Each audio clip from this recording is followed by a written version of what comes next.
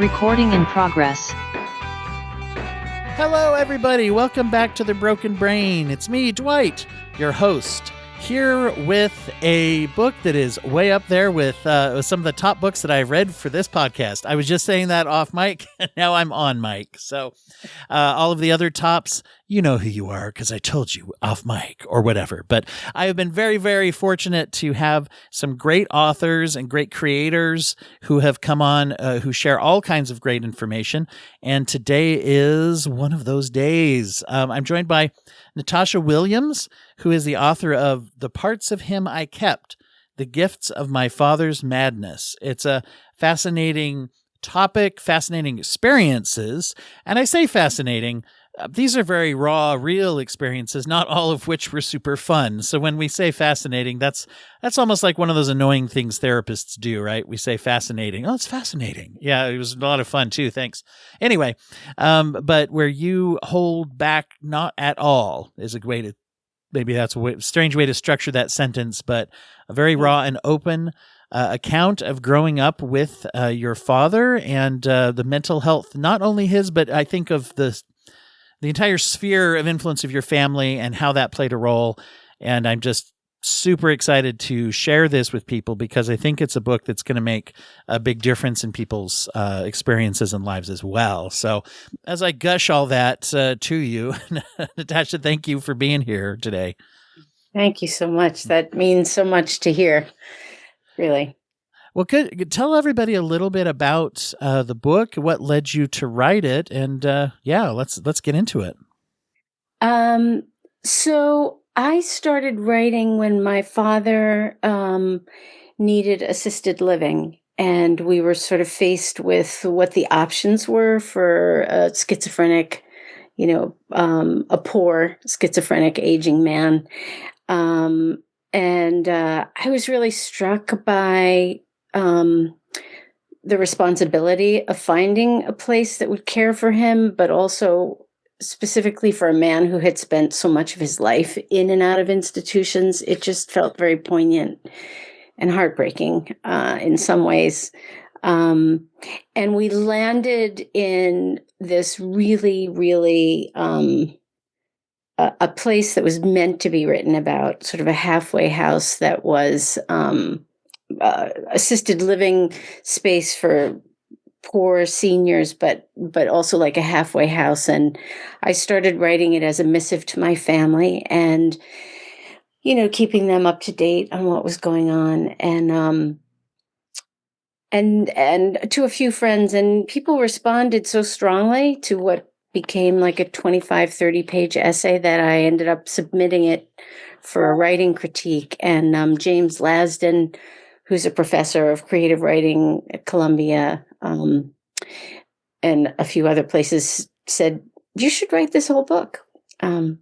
So I took the charge. I had discovered I loved writing, and I spent a summer just getting it on the page. And honestly, I had no idea what I was doing. I don't have a background in creative writing, and it took me a very long time. It took me 10 years to figure out what this book was really about and for it to take shape. Wow. It's obviously there's a lot of passion. As I said earlier too, you relate a lot of experiences in this book that when I say people will identify with if they've been through, and this touches on so many things: trauma. This touches on mental health in general. Touches on schizophrenia, domestic violence. Say blended or separated families, step parents, half siblings, tragedy. I mean, and a lot of the things that people either know very well if they've lived inside of these things, or maybe don't and should learn to appreciate. You mentioned right up top the difficulty in just finding a care facility that's going to fit someone who, and a lot of times people don't think about some of the things that go along with the mental illness, which is poverty, pretty common. Difficulty in management of life, of those kinds of things, but also just the dehumanization of here's someone who is a schizophrenic, right? I mean, there's a weight, I think, especially back just even a few years ago, but still there's a stigma that goes with that doesn't cling to other diagnoses as much as we become more educated with mental health. That one still hangs around, I think. Yeah. And I got the sense of your father being oftentimes categorized as interpreted by his disease by other people. Yeah, and the time and place too. I think it's young people have gotten much more fluent about talking about their psyches and their need for care. My father's generation, there was a lot of stigma around mental illness and a real lack of understanding and a lot of othering that we tend to do when we don't understand things.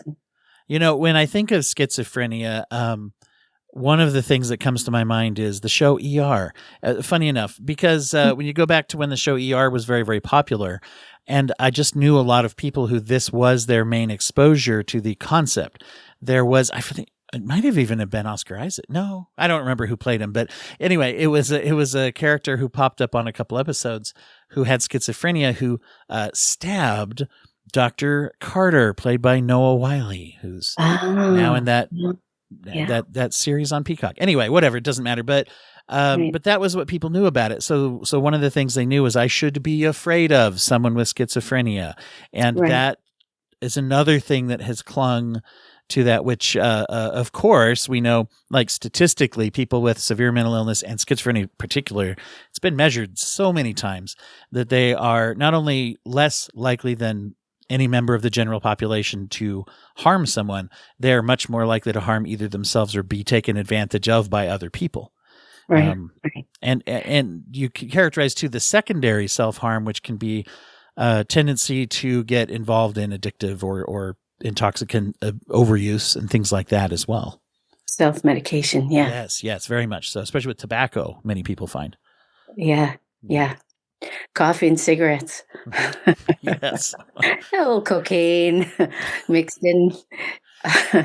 Right. Yes. And I think that look into some of those things at the same time, you put so much love and passion into humanizing your father in the story because he, above all, was your father. That's what comes out as a reader. That's what I get is that sort of number one, he's your dad. Right. Yeah. And being a dad was important to him despite his illness. But I think also because of his illness, he brought a tremendous empathy to our shared humanity, and just gave me an understanding of our frailty and our dependence on each other in a way that I don't think I would have understood without having him as a father.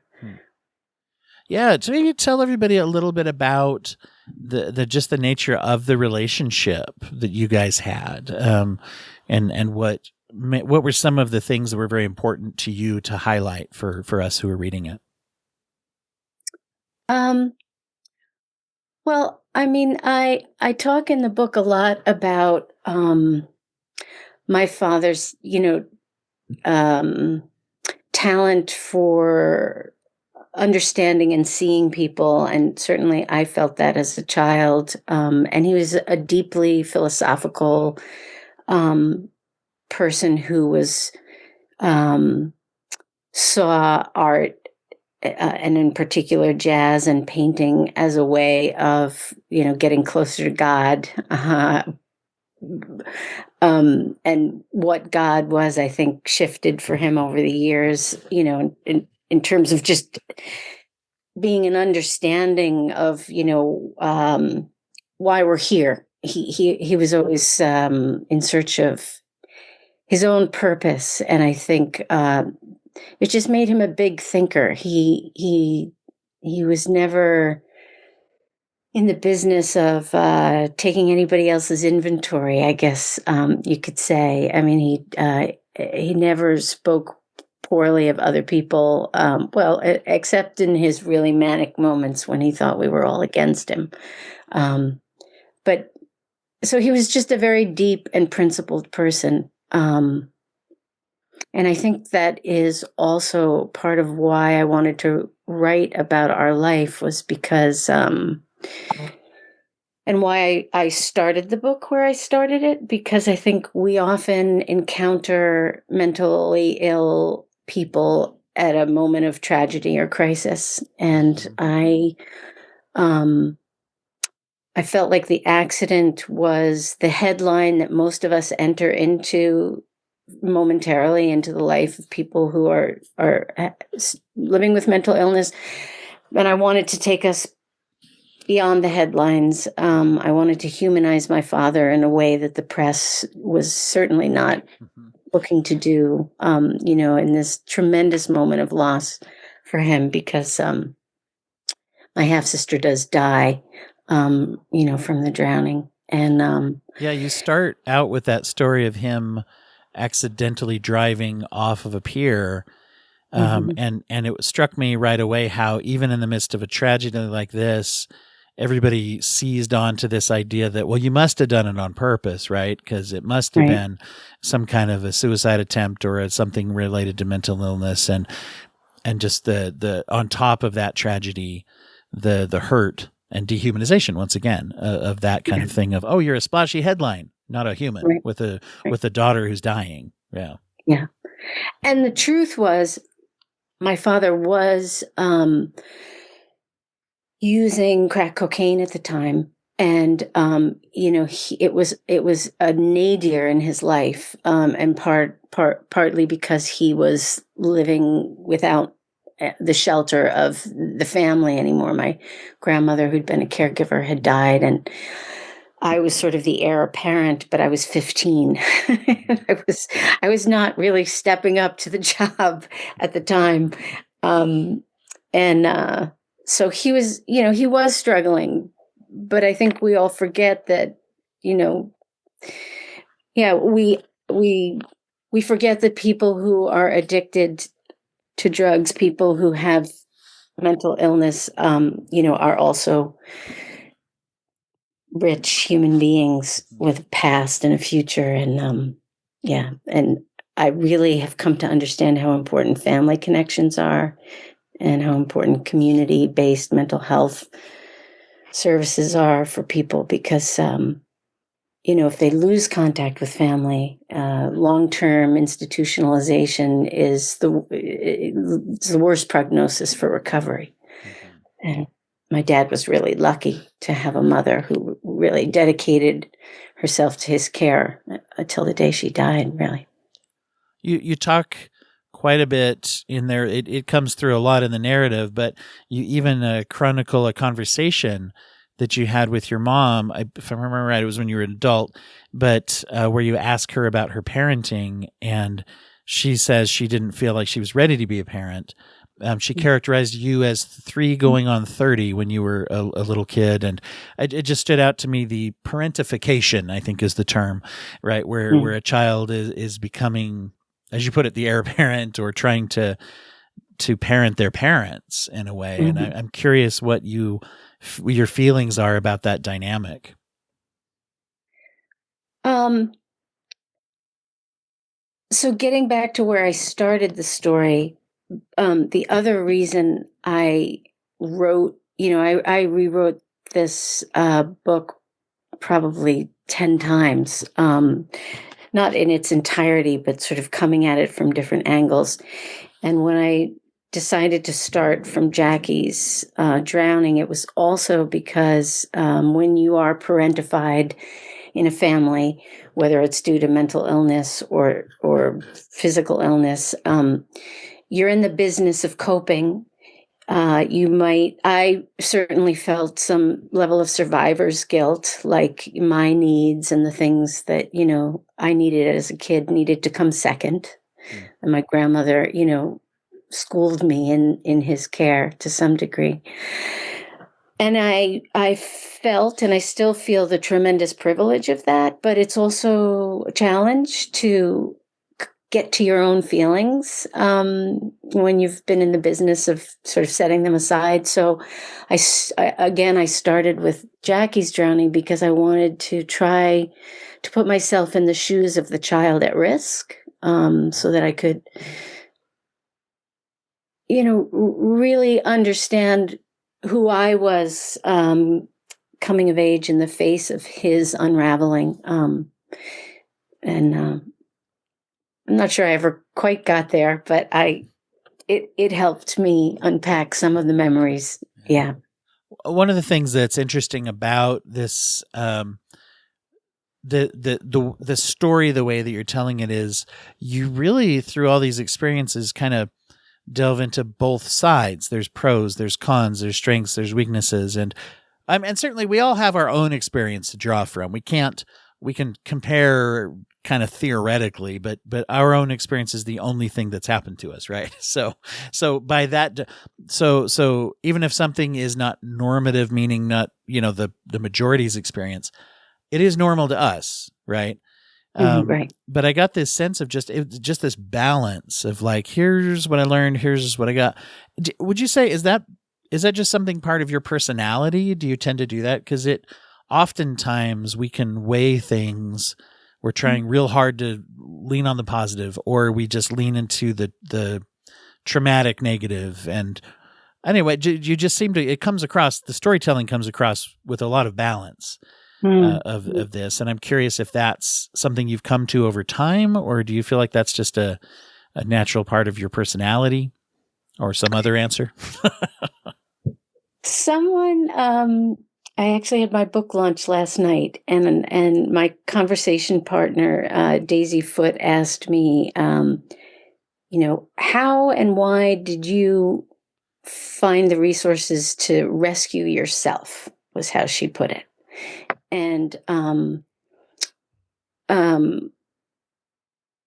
I think that I had a healthy survival instinct, and I enrolled a lot of people in mothering me in the community and in my family, and I was really lucky that they, that they were willing to include me in their families and to take care of me the way that my grandparents did. And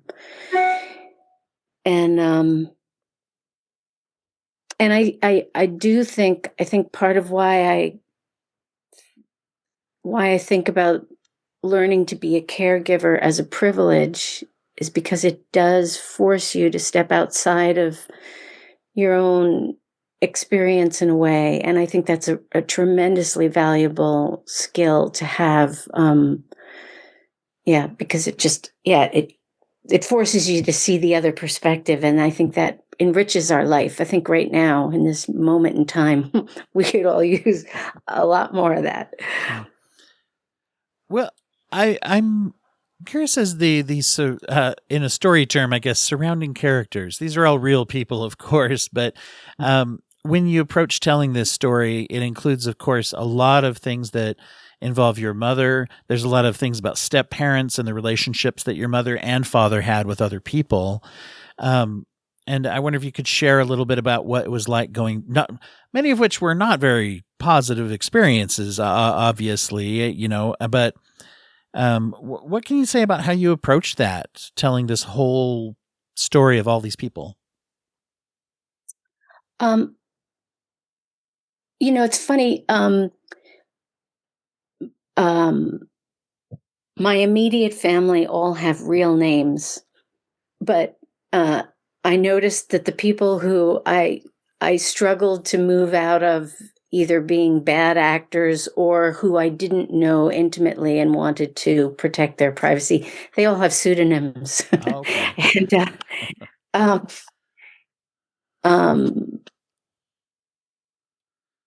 And if you get back to the summer when I got the bones of this story down,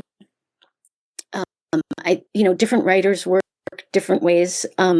I became a writer by trusting my unconscious to put down on the page what was needed, and there were people there was a tremendous amount that got cut out of the book in the end. But, in order to, for example, understand my mother, who was maybe the hardest person for me to reconcile with in the story, I had to talk about um, the men that she partnered with, both because that was my model, and I was grappling with that in a serious way. But also, Ted was my sister's father. So if you're asking like how I chose who the characters were, it was, it was as I edited, I came to understand who needed to stay and who was really essential. Like there was a prostitute or a sex worker.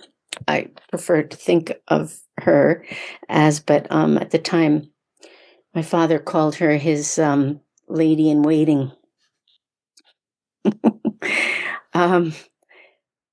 And there were other prostitutes that came to the house, but the reason she ended up in the story was because I thought she was so cool when I was 9 years old, because she was so scrappy and so strong and had such pride. And she became this archetype in the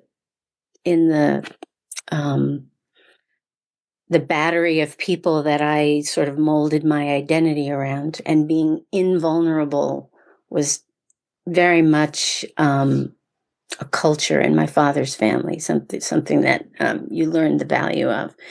So African Princess made it into the story because she was like kick-ass. I thought I want to be just like her when I was 9. Would you say the invulnerability is a value? To me, it stood out as something that seems like it's about safety. And there was certainly a lot of times where things did not feel safe. It sounds like in your life.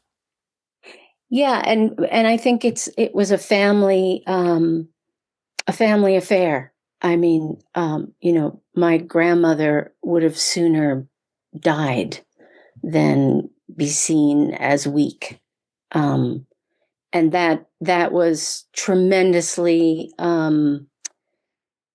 helpful for my father. It was definitely a coping mechanism for the times, for being a smart woman who couldn't get a better job than a secretary, who had a son who was mentally ill. She had to keep things together, but there was a tremendous cost to that too. So I guess you talk about the balance. I definitely saw both the sort of heroic nature of her invulnerability and strength, but also I did at times wonder if the extremes to which she protected herself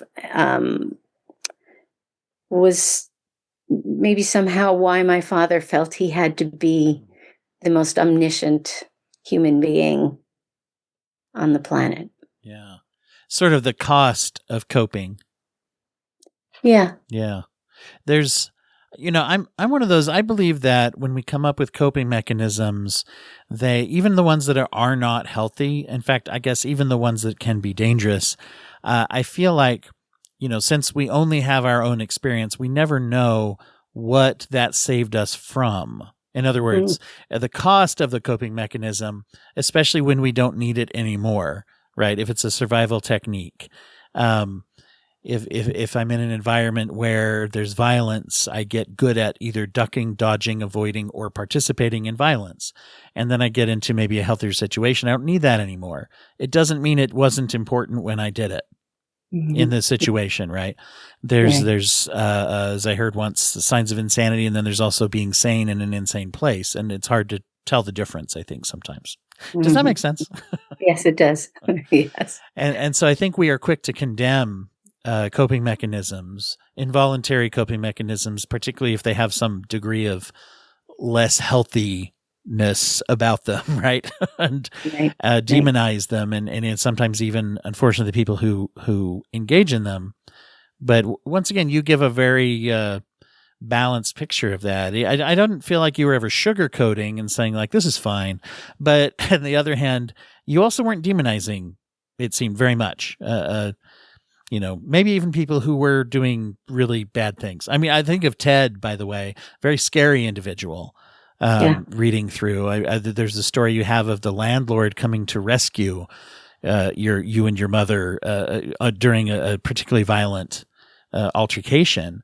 And I just thought of that as just a very, I don't know, with those kinds of aspects to the story, is it difficult to relive those, or do you feel like they've just become accommodated into your life and your memory?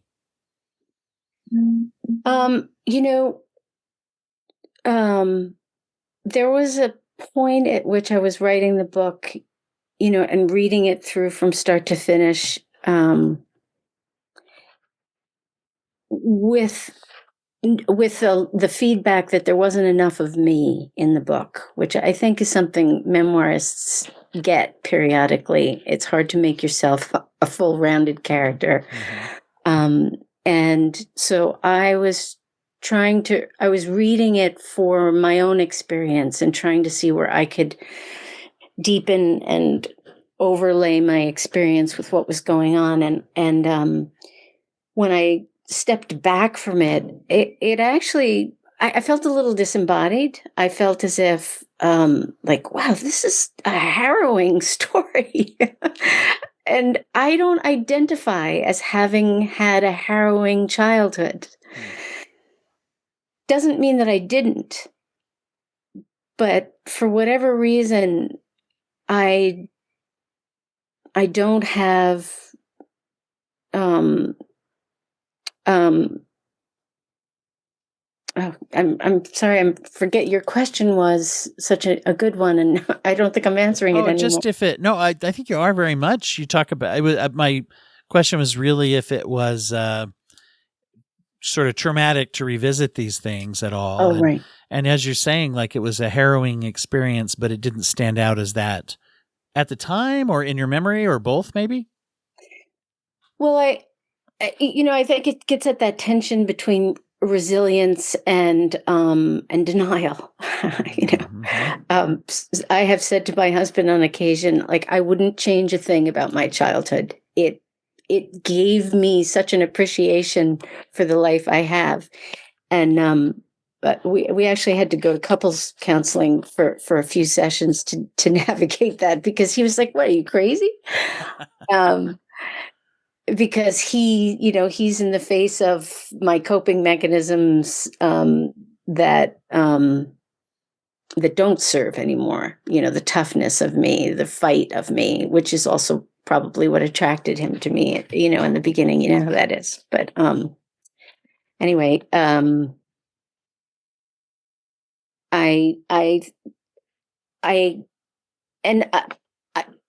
story has a lot of dangerous elements, and for whatever reason, although I experienced a lot of isolation, I felt pretty up to the task of that life. I don't really know how to say it otherwise. Well, it makes sense. I've met lots of people who have, there's just different reactions people have. Sometimes being very overwhelmed by experience, sometimes accommodating it through purposeful work. A lot of times is one, that's one side. And then you have others that are like, well, this kind of just fit. And then it's very interesting to me as you're discussing, like, this caused you to maybe recategorize a little bit that experience. It sounds like in a way there's an appreciation of the horror of it, even though you were at the time, you were very much trying to help. You were managing, you were trying to save and care for people as well. And so, I mean, maybe that just wasn't something that felt like, I don't know, didn't have time to stop and think about what was going on. But I don't know if that's a good way to describe it. What do you think? Maybe I should pay due to therapy. Okay. When I was in high school, one of those people who was looking out for me in the world suggested therapy to me. And so at 15, I started therapy with a woman who was training to be a Jungian analyst. And I pretty much have been in therapy since I was 15. Some stops and starts, but so, an examined life, I guess, for better or for worse. It the trauma has become the substance of me making meaning of my life and of the people in it who I honestly believe did their very best. And I, it, I can't reckon with anything else. It's all any of us do is the best we can do. Do you find that to be a comfort? Lots of people do, that when there's a realization of having, knowing that people's, maybe there's limitations to what they could do instead of choosing, because many of these things, of course, people wouldn't choose to go through. Yeah. The hardest relationship for me as a child was with my mother, and I think it was largely because she appeared functional, but she had no capacity for mothering when I was a child. And it took me realizing that she was up against her own, really, I believe, personality disorder, to forgive her, to understand that she really has done her best. And she is really grappling now with, because she's very dependent on us. My mother has dementia. She's grappling, with having made us exceptionally independent of her, and now being dependent on us. There's a reckoning that's happening, and luckily, I did all this writing before this happened. So I can say to her, "Mom, you did your best. It wasn't always enough, but you did your best, and I love you." That seemed like an exchange you were able to have during the process. You mentioned a couple of times in the book that you talked to her about this. Yeah. Yeah. I give her a lot of credit. She always allowed me my own point of view. I think it's part of what made me strong. And, she never fought my point of view. She had a different one. She couldn't love me in the way I really yearned for, but I found other maternal women to fill the gap. Yeah, that's an interesting part I wanted to ask you about too, as far as those that either have or are going through this with family members, partners, and particularly parents who have severe struggles. It sounds like it's important to have sort of a collaborative effort of finding that parenting type of mentoring, love from several different places in your life, which to some extent as a child is either kind of luck of the draw, I think, right? I mean, as far as if those people are around or not. Right. Well, I mean, I feel like we've all had a teacher who changed our trajectory or inspired us in one direction or another. Apartment buildings are good for finding people. I mean, I don't want to put you on the spot, but do you feel like you've had people in your life who've helped you get to where you are?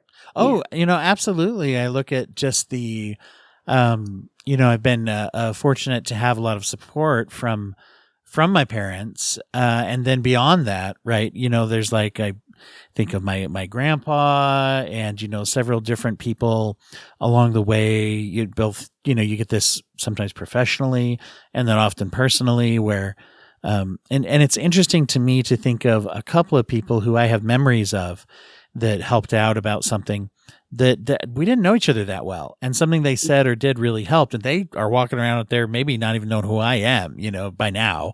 But so it is interesting, those things that are present when we find it, but yet at the same time looking at the limitations of that help and how some of that help had, some big limits to it. And when we do know people over time, they also change. Their capacities change as well as they learn things, or, sometimes it goes the other way too, I guess, where they have other problems and things too. So yeah, it's a big, I guess it goes back to one of the strengths you mentioned of your experience, which is it forces insight and awareness, because you have to think about relationships differently than maybe people did if everything was good enough that they didn't have to think about it. Does that make sense? Yeah. Yeah. Yeah. And maybe it gets at that, if things are normal, you can live in a nuclear family and maybe not, I mean, this is certainly not a cause and effect, but let me actually take it from the other point of view. It took a village to for me to to have what I needed to thrive in my life, and I think that the fact that my father stayed tethered to our family and was not institutionalized for life or left on the street enriched all of our lives, because we came together as a family, over time, and we all deepened our well of empathy. I mean, you could not be in a family with my father and not understand your own good fortune. Mm-hmm. Yeah. Well, what are some of the things that you are hopeful people will take from the reading experience with this book?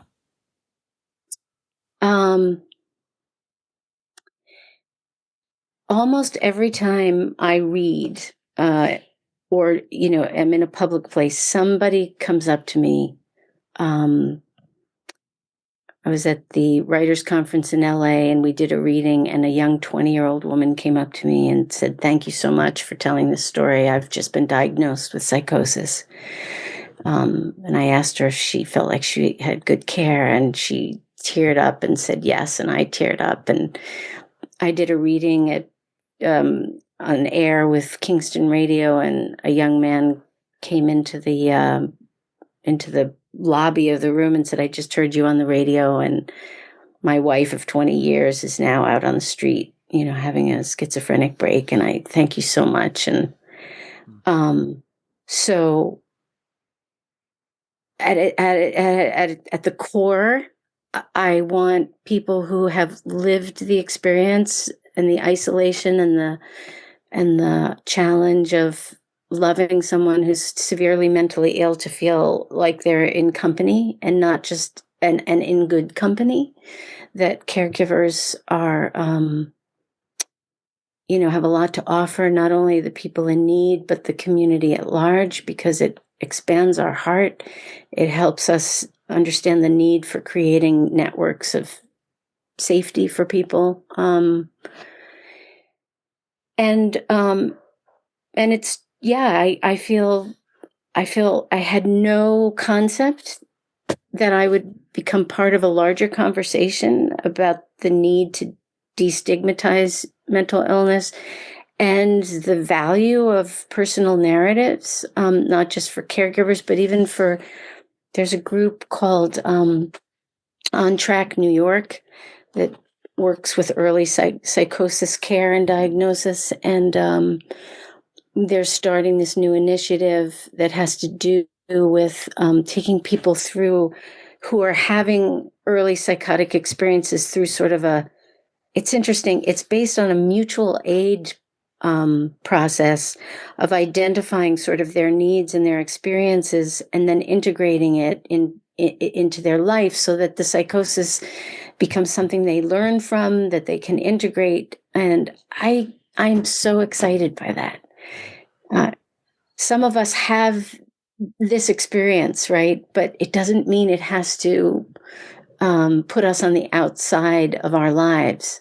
It has the potential to offer us something. Then there's the Hearing Voices Network, which is a little bit like AA program, where people come together and share their experiences, learn how to listen to some voices, how to talk back to other voices. I mean, I think integrating the experiences that we have is the way to wholeness.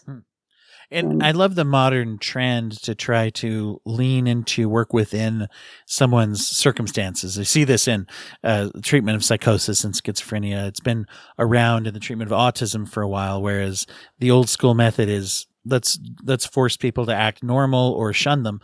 And neither of those two are the ideal options. But to say, what is that questioning of what is normal and how many of these types of problems are made worse by the fact that they're socially rejected. I really like how you mentioned, like with your mom, there was a lot of appearance of stability that maybe particularly to the outside were a lot of times, but at the same time, that didn't mean that she didn't actually have significant struggles. And in a way, things that look odd flag those struggles, and while they can lead to dehumanization, they also sometimes lead to treatment, whereas someone can mask and be sort of in a mid-level misery for a long time before someone may say, hey, you okay, or whatever. So yeah, when we can hide, we do often. Right like kind of like the middle class of mental illness.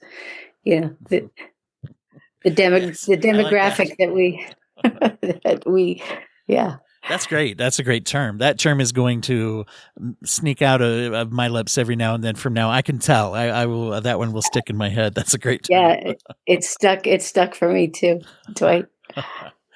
Oh man. Well, I want to get to where people can follow your work and where the best place for them to find the book. I always, before we do that, I always like to ask people if they have a nonprofit or a charity that they would like to highlight and share with people out there that are listening. As always, one of our goals in the program is to let people know and have awareness of organizations that are doing something at local or large scale levels. Is there anything you'd like to share for everybody? Well, besides pointing out On Track New York's work. I wrote that one down. I'm going to look that up. Yeah. Really a good resource for anybody who's experiencing early psychosis or has a loved one who is. I actually paid. I actually have formed a bit of a partnership. If I ever make any money on this book, Oprah. Oprah. We have her on the line right here. Let's bring her in. No. Perfect. I have identified two organizations locally that I intend to donate profits to. One is the Ride for Mental Health. My husband and I are both cyclists, and Mac Doris started a ride in honor of his son who struggled with mental illness. And it's a beautiful ride that happens the third weekend in June every year here in the beautiful Hudson Valley.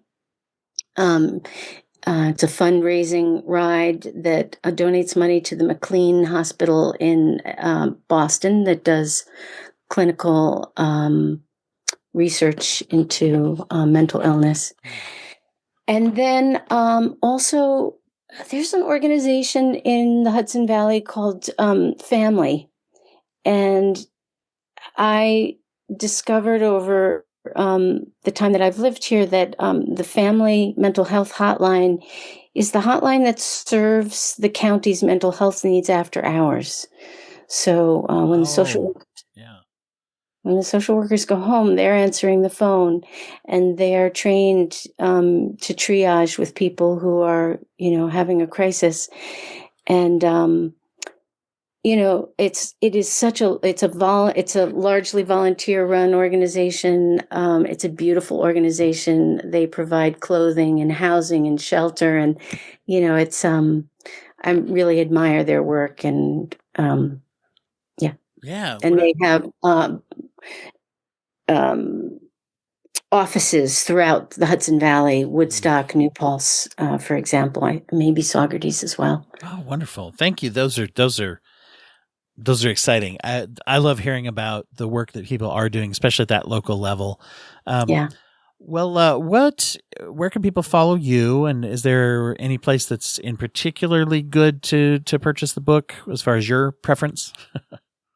I always like to highlight bookshop.org because they support local bookstores, and so if you aren't local, you can find The Parts of Him I Kept by Natasha Williams. That's me, at bookshop.org. You can also get it at Barnes and Noble and Amazon, and it is in my local bookstores. And if you listeners ask your local bookstores to carry it, or just order it, it'll get on their radar. So I love to encourage people to order from their local bookstores, because it both supports the local bookstore and gets the book into the purveyor's consciousness. And your website is natashawilliamswriter.com. Is that correct? Yeah, that's right. I want to make sure people know about that. One other thing, very quickly, that to make sure people know about is our highlighted charity for this month. Every month, the Broken Brain picks a charity that we plug each episode. And this month, we're plugging and sharing about Grandview For Good, which is an organization that was started by Holly Willard, who's a therapist and social worker that I know, as it happens. This is one where I know the founder, which is not always the case with these. It's local to my area. Grandview For Good is engaging in advocacy for greater mental health awareness in schools and communities, and fundraising for those who cannot afford mental health treatment, and trying to help accessibility for that as well. It's a great growing new organization. You can go to grandviewforgood.org to learn more about them. And as always, if you do decide to join the Broken Brains Patreon as a member for the bonus materials and to help the podcast to continue and grow, 50% of your monthly donation will go to Grandview For Good for the duration of however long you're a donor, as is the case with all of our highlighted charities. The month that you join is where the money will go for that time. So, Natasha, thank you for being here. And also, can I just say, too, thank you for sharing this part of your life with us out here, because I think it's, once again, a very well told story, but also a story that is going to touch a lot of people's hearts, as it obviously already is. So thank you for doing that and for talking about it with me. Thank you so much, Dwight.